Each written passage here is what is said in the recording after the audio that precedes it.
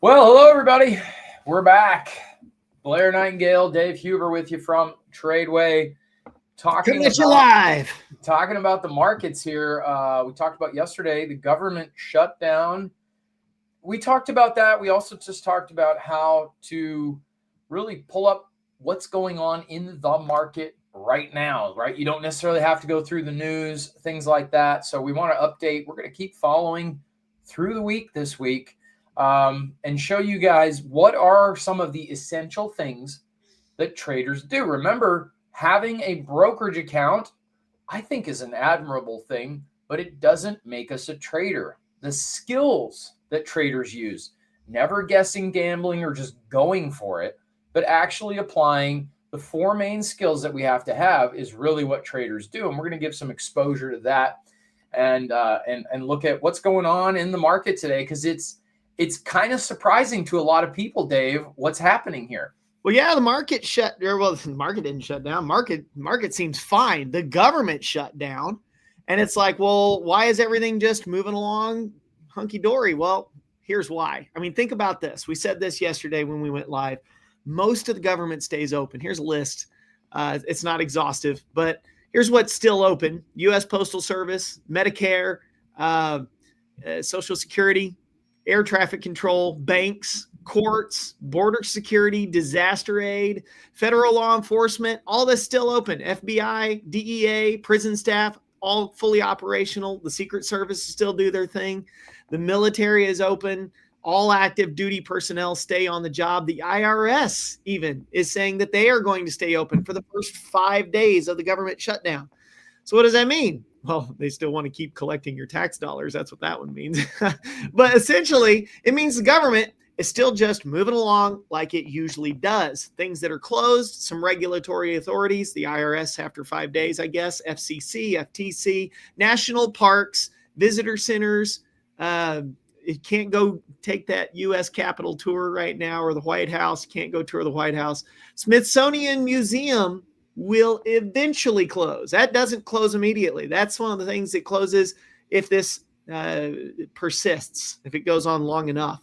So, I mean, what does that tell you? It tells you what you actually need your government for. It's most of the stuff that stays open. You don't really need the government. Very terrifying, isn't it? In a lot of ways, that's very interesting. Yeah. So you go, okay, well, if it's all still running, maybe that's why the market doesn't really care, because this is nothing new. If you look back, just throughout history, we've had a lot of government shutdowns. I think there were 3 during Reagan's term. And so it's business as usual for Wall Street. And so they're going to look at, like, are we still figuring out how to make money? Yes, of course. And there are a lot of ways that the government needs to learn from the private sector, because the government doesn't really know how to bring in much money. Now, Donald Trump has helped with the tariffs. That has really started to change the landscape quite a bit. We're bringing in so much money through tariffs, but there's still a balancing act here. And so what causes the shutdown, Blair? Why are we like, why did that even occur?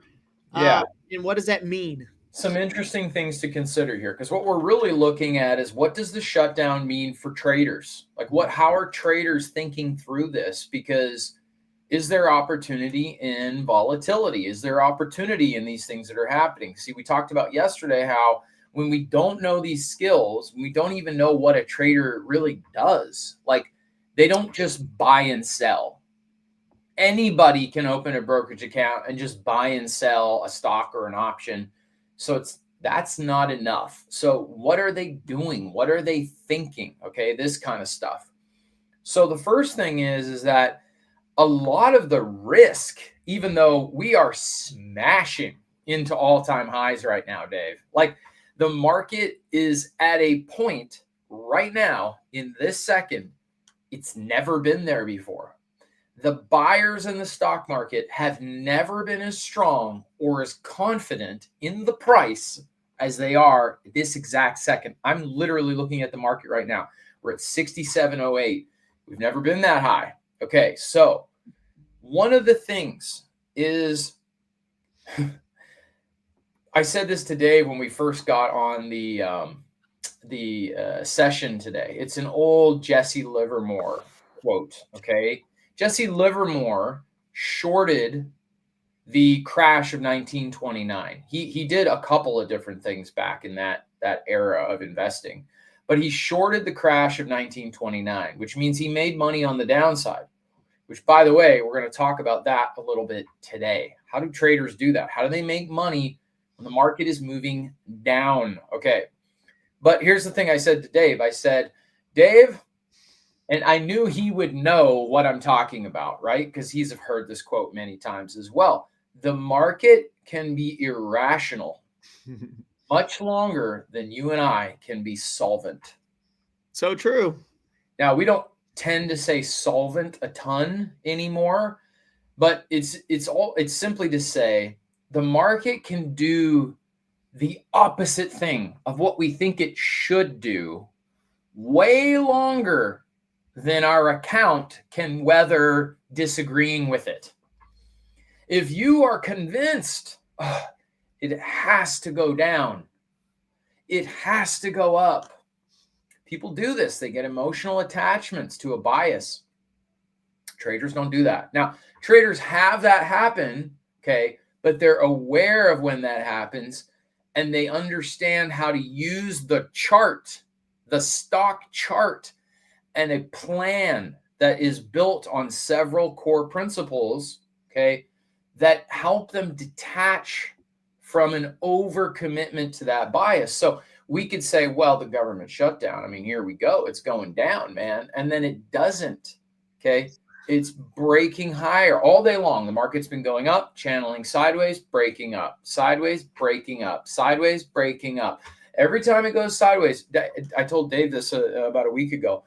You guys want to know one of a study that looked at millions of retail trades. By the way, you're retail, I'm retail to Wall Street. We're not institutional, we're retail. What's the number one reason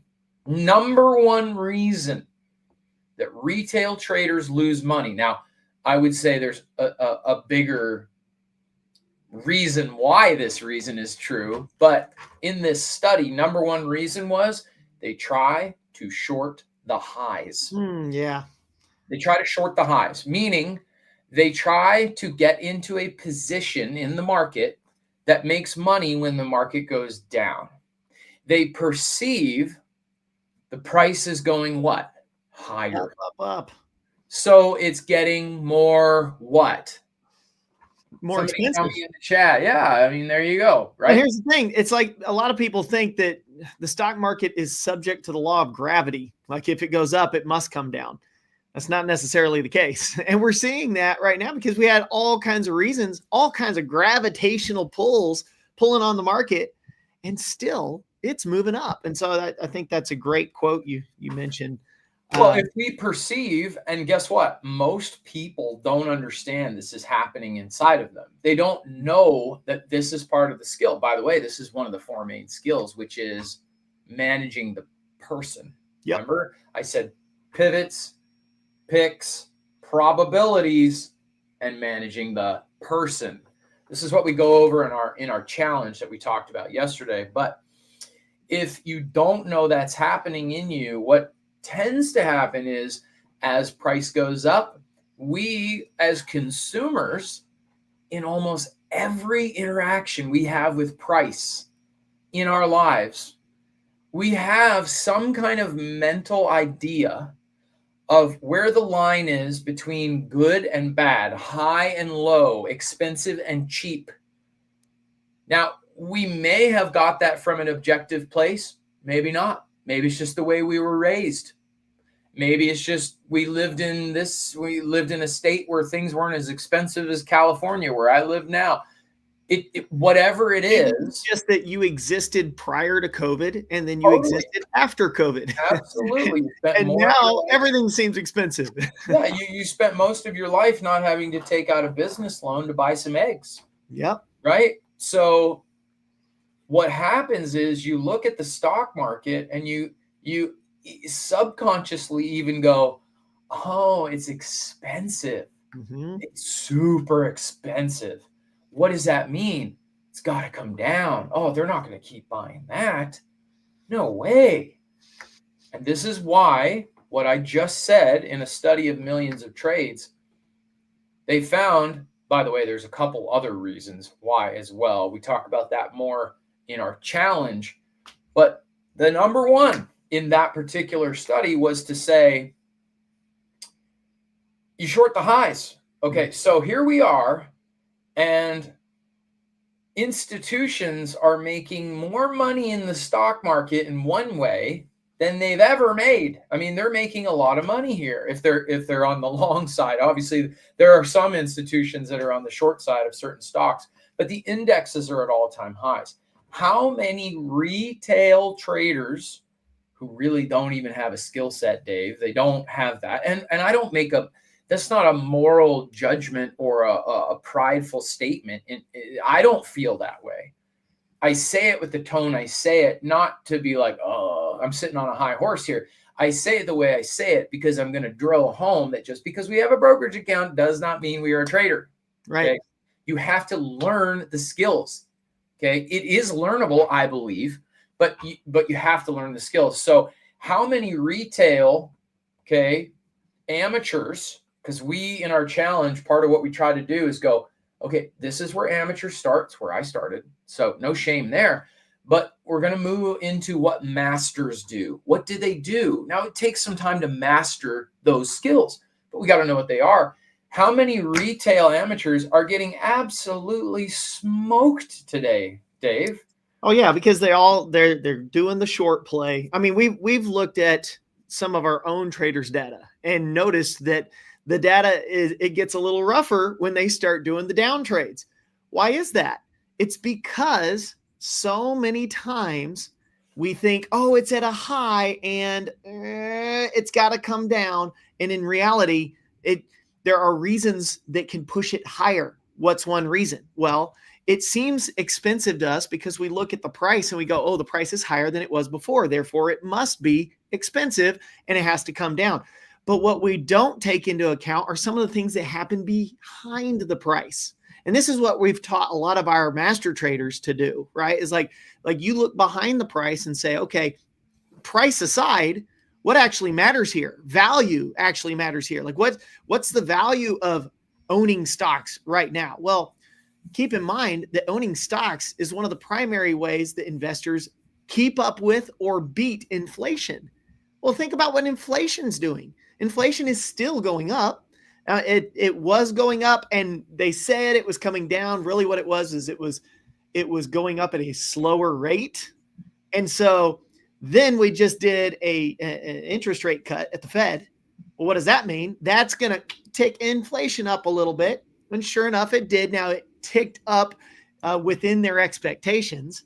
But what does it mean? It ticked up. It moved up. If inflation's moving up, the stock market's a great place to be. And so people think, oh, well, they got to sell because it's expensive. Well, it may still be the place to be if we're fighting things like inflation. And so being in cash is not the best place to be right now. And that's where you typically go to if you're selling your equities. If you're selling your stocks, you're going to cash. Or you might be moving into bonds, which we talked a little bit about those bonds yesterday. The interest rate cut at the Federal Reserve level can affect the bond rates. They do affect the bond rates, and that can signal to the big boy investors, institutional buyers and sellers, that maybe bonds are at a great place to buy right now because they're at all-time highs and they're not going to be going higher. Right now, it's looking like they might be cutting more. We don't know when. We're waiting to find out. But if there is an expectation that they're going to cut rates more, then being in those higher interest rate bonds is a good safe haven investment. And so that would even be better than just selling your stocks and being in cash. So people are going, well, wow, what about why aren't we seeing a mass exit into bonds? You know, there are also bond ETFs. You could stay in the market, get exposure to bonds through bond ETFs. So like there's more at play than just the price. And too many amateurs get stuck on the price. Yeah, because Wall Street doesn't care about that perception. Right. High and low to them is about perceived value. Do I think it could go higher? Do I think it should go higher? If so, based on other things, they'll just keep going. Yep. Plus, Dave, they have so much money, they can move the market. You and I can't move the market. We have to ride in and out with them. Okay. That's an important dynamic. You got the institutional buyer and sellers. They're literally playing with people's retirement accounts, right? Like they're using retirement accounts. They are pooling billions of dollars together. They have more purchasing power than you and I could ever hope to have. And so in a sense, they have the ability to say, hey, stock go up, and it does, or stock go down, and it does. How do they do that? Through their buying and their selling. Now, you can't do it with just one, right? You got to have multiple institutional buyer and sellers working together to make that happen. But they can get on the same page, and they do that through looking at things like what you're showing here, Blair, a chart. Yeah. I mean, if we look at this right here, okay, the market goes up, it chops sideways, breaks up into a whole new level, chops sideways, breaks up, sideways, breaks up. It's in these green boxes that people tend to go short. They tend to try to bet on the downside before a reversal has established itself, because they interpret that sideways movement to mean that the up is over. It's exhausted. Exactly. It's not exhausted. It's consolidating. It's building pressure. Boom, up it goes. Then you go, oh, okay, but the next time, this is the one. And then it's just building pressure. Up it goes, right? Up it goes, up it goes. So this is what's happening here. Now, we're looking at a bit of a more intraday chart here. Let's go ahead and switch the view. I like what you said there, Dave, because I know one of the questions folks joining us have is like, okay, when you see this kind of behavior and you're going, whether you're a trader, investor, we believe in both. Those are two different skill sets. We believe in both. Dave, should I be concerned about how high we are? Should I be? A lot of people, the higher it goes, again, even as an investor, they're going, well, I wouldn't want to stay in now. I wouldn't want to buy now. I wouldn't want to get right. And it's a similar conversation at that point. Right now, listen, Dave and I don't predict. I said this yesterday. I'll say it today. We never predict. Everybody wants somebody who can come on here and predict. I saw an article this morning, Dave. It said something about trader who predicted 2022 that says this and this and that about this year. And I'm like, that's meaningless to me. Not because that individual may not be talented or experienced as a trader. That may not be true. But just because, like I say, the clock is 11 twice a day. Okay.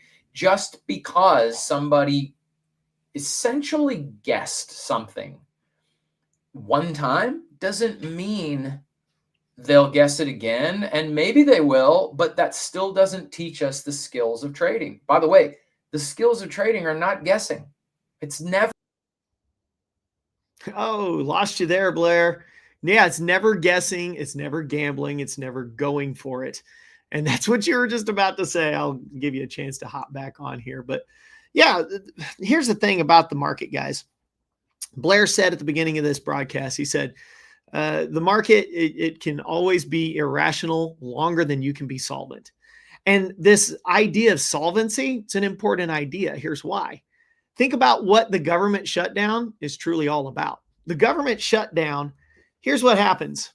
They're trying to figure out, how do we spend the money? But they ran out of money, right? So now one of the things that they have to do is they have to raise the debt ceiling. And so when they raise the debt ceiling, it allows them to have more money to spend so they can keep things moving along. And part of what's happening with the government shutdown right now is that they can't agree on what we're supposed to raise the debt ceiling for. I mean, you got Democrats on one side with things that they want to have happen. You got Republicans on the other side with things that they want to have happen. And if they can't come to an agreement and get the vote, then they can't pass the legislation that allows them to raise the debt ceiling and keep things moving. This is similar to what happens in your everyday life, right? Like you run out of money because you'd maxed out your credit card. What do? You call them up. You call up the credit card company. You say, hey, I'd like to raise that debt ceiling just a little bit. Can you just increase my spending? And they say, sure. Yeah, we can do that. And so then you run out of money again because you didn't get it all paid back down. And so what do? You call them up. Can I raise my limit again? And oftentimes they'll let you do it. And so that's what the government has done over and over and over and over and over again. Welcome back, Blair. We're talking about the debt ceiling and how that has essentially gotten us to the point where we have this government shutdown. You had mentioned, Blair, how many times we've raised the debt ceiling since it was 1917? 1960. Okay. 1960. Well, I mean, it's been well over 100 times in the last 100 years, but it's accelerated as the years have gone on. 70 of those times, okay, since 1960. So this is why I said Dave and I were talking 70 times. Yep. Okay, you call your credit card company and you go, you know what? I maxed out the card again. I need some headroom here. I need you to raise my debt ceiling. I need you to raise my credit limit another $50K. And they go, okay. And then you spend it. And 9 months later, you need to do it again. And then they're like, okay. Why? Because they believe that you or I are creditworthy. Okay. Well, you started off with 30K in credit card debt, and now you're at about 27 trillion, right? And you just keep calling and going, can you raise that again? In fact, I don't even need to call them, whoever they are. Right. I call myself. That's essentially what the government's doing. I mean, you know, and they fight with each other. Obviously, they have different goals, and that's the nature of politics. But this is what I'm saying to those of you watching, okay? Your government is digging a hole that they think they act like, and the average American acts like, is just not that big of a deal. Right. And the only reason that is a tolerable position is because so far it hasn't been that big of a deal. Right. So far, the credit worthiness, okay, Dave can go in and take a position in the stock market, right? Dave could take a short position in the stock market and it could go way against him. And he owes the broker a lot of money if that happened. By the way, that's not how we do money on the downside. Okay. We don't short stocks at Tradeway, but let's just use this as an example. Eventually the broker is going to reach out to Dave and go, hey, Dave, you're taking on some water here. Okay. This is what we call a margin call. We're going to go ahead, need you to deposit some more money in the account, or we're going to go ahead and close the position. Okay. Now, again, at Tradeway, we don't do this at all. We don't teach our students to do this. We teach it what it is, but they don't do this. We use options to trade the market on the downside. Okay. That's completely different than what I'm describing. But if you did that, the broker would call you and they would have some financial accountability. So would the credit card company. Well, you and I, everybody, are in a situation in America. I'm going to show you this, Dave. I want to know how many people have seen this before. Maybe some of you guys have, some of you guys haven't. Well, you'll look at the debt clock. Yeah. Oh man, this screen is it's a little bit loud. Okay. There's a lot going on here. So I don't want you to look at everything on here. What I want you to look at is the very top left. It just says US. Can you zoom in on it? Does it let you zoom in? Potentially, but I don't think so. Not with us on the screen. Okay.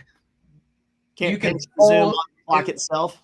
If you full screen on your end, or folks, if you're watching and you haven't full screened it, it'll blow it up. Read that number to us, top left there, then. So we're at $37 trillion. Okay, I said 27. It's 37, and that is the debt growing because why? Well, because we're spending. Yeah, it's still spending. And also there's interest. You guys have maybe heard Elon Musk has cited this statistic many times that we are spending more on interest payments, not the interest payments, more than our entire defense budget. Goodness gracious. Okay, so when you look at 37.5 trillion, okay, if we sat here, I'm not going to do this, but if we sat here for 60 seconds, okay, 60 seconds. By the way, in the last 4 seconds, it's gone up by almost $300,000. Yeah. Okay. So what I'm saying is this is just kind of running in the background. And it's kind of like, oh, yeah, Dave and Blair, we did that thing. We went to the debt clock and they showed us that. And have you ever seen that site before? Whoa. But that minimizes this to like numbers. Right. Numbers. And it's not just numbers. It's literally like, this is your future. It's your kids' future. It's your grandkids' future. We are saddling future generations with debt upon debt upon debt upon debt. So what does that mean for us as traders? Well, that means that the value of our money is just getting obliterated. Inflation, I don't know if you guys have seen, I'm going to pull something up. This is going to be, let's see if I can pull it up here. We'll go here. I don't know if you guys have seen the M1 money supply, but it tells us just how much money is in our economy. And as that debt clock ticks up, as it just keeps going higher and higher and higher, what that's telling us is that there's more and more money being infused into the market. And so because there's more and more money being infused into the market, the supply of money is growing. And with the supply of money growing, here's what that means for you. Okay, I'm starting to see some comments in there about that. The supply of money going up means the value of the money goes down. All right. So I thought I was in financial distress, says Ella. Sheesh, I'm feeling a little bit better. I feel it there. I know what you mean, because the reality is it's a scary thought. Blair, I was just about to pull up the M1 money supply. Yeah, go for it. I'm having a technical issue here when I share my screen specifically, so that's why I've been dropping off there. But yeah, Dave, you can pull that up. Here's the M1 money supply. This is showing now. Just keep in mind, the higher this price goes, the higher this line goes, the less your money is worth. That's essentially what we're seeing. And so from 1960 all the way up to 2010, it almost did a little bit more than doubled, tripled, but then from 2010 to 2020, it more than doubled again. And then just 2 years after 2020, by 2022, we 5x'd it in a 2-year period. Now, what does that mean for your money? That means it is absolutely getting obliterated. This is the reason why things like crypto are gaining traction in the world, because with the monetary money or the fiscal fiat money that we have that's just getting destroyed, they're looking for some alternative to the money that we have. And the blockchain is kind of what everybody's starting to look towards. Even the Federal Reserve is looking at this. So what does that mean for us? That means if inflation is skyrocketing, then there is a chance that you see a recession that follows this, right? We haven't seen it yet. In 2022, we got a short recession. It was very, very short. Then part of the reason that happened was because the interest rates, we started raising interest rates. And as the interest rates were raising, that was happening over in the bond market. That gave people something to go to. And so we had about 6 to 9 months of a recession in 2022. And then what have we done recently? We've started cutting interest rates. Well, when we cut interest rates, it can make the inflation go up again. And sure enough, we see that it's moving in an upwards trajectory. So, I mean, our economic status is still very uncertain, and of course, the stock market does not like uncertainty, which is partly why we have a little bit of a sideways motion. Yesterday, if you looked at the chart, especially on a day chart, it was up, down, up, down, up, down, up, down, just rolling sideways all day long, partly because investors we were waiting to see, is the government going to shut down? Now, the conversation has shifted a little bit to today. The government is shutting down, right? Because they couldn't agree on raising the debt ceiling. Some would argue that's actually a good thing, because if the debt ceiling is not being raised, maybe we're not going to go get ourselves in more trouble. And so then we can say, all right, well, what can we do to start reducing the debt that we have in our nation? Trump is talking about let's fire some employees. Let's cut the amount of glut that is in the government, and let's reduce how many people we have to pay in the first place to keep the government running. There's a lot of people who are bucking against that and saying he's going to be slapped with some, lawsuits and things of that nature. But it's yet to be seen how it all shakes out. Right now, what we're seeing, if you just look at the chart, if you keep in mind that historically government shutdowns don't have a large impact on the stock market as a whole, then you can say, all right, looking at the chart that Blair just showed a second ago, we actually have room to move up higher. And so that's the thing, is that like, well, is it going to go higher? We don't know. We don't care to know. We just know what we're going to do regardless of what the stock market does. And Well, that's I think that's the thing for folks watching, Dave. Like, okay, so there's a government shutdown. Turns out in the end, not a huge deal. right. Now, in the sense that it didn't cause a meltdown in the price. Okay. Right.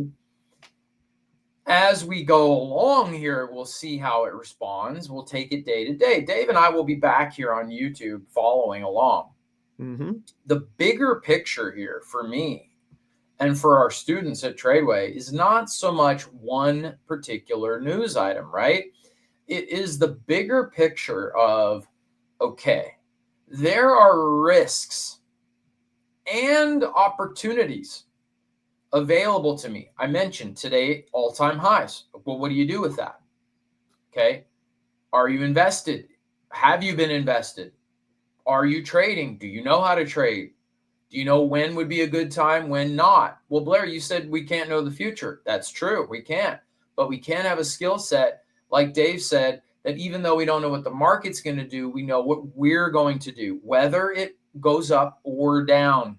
We have skills to trade the markets on the upside and the downside. Okay. Many of us have never even heard of that.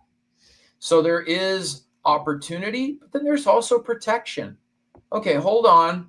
What if the jobs numbers, which are deteriorating pretty rapidly, okay, the last several jobs reports we've got have showed significant signs of weakness. Now, if people in America aren't working, a lot of the storms we've been able to weather over since COVID, okay, we can't weather those. We have come through a lot of economic headwind pretty much unscathed. Now, inflation has been bad. It's been hard on people.